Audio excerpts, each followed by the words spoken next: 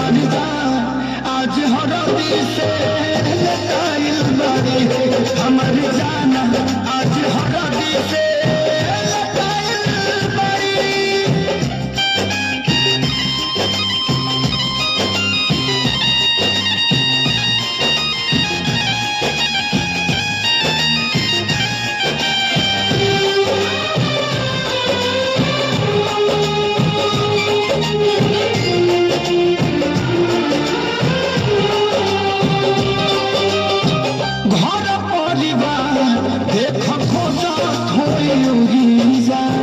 छतिया कमुड़ी धके रोवा तारी एही जा हथवा के मेहदी मिटावेली तो हमरे के समझावेली अखिया पालो राइल पादा लाइल पड़ी अखिया पालो राइल पादा लाइल पड़ी हमर जान आज हरदी से लटाइल बाड़ी हमर जान आज हरदी से लटाइल बाड़ी।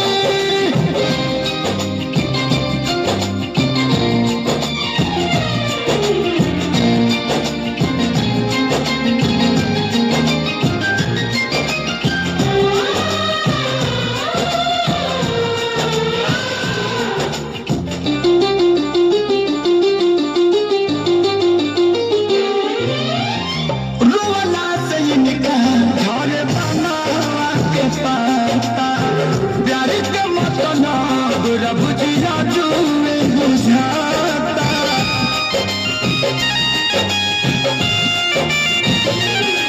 हम इनका से तनिको खफा नहीं थी काहे की जाने बेवफा नहीं थी अखिलेश के खेसारी खाती बुलाइल पड़ी अखिलेश के खेसारी खाती बुलाइल पड़ी हमर जान आज हरदी से लटाइल बाड़ी हमर जान आज हरदी से लटाइल बाड़ी।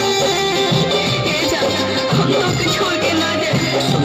कुर्बानी के नाम ही तो प्यार होला और प्रेमी से बढ़ के परिवार होला सबसे इज्जत की बात जान चले के परी चल।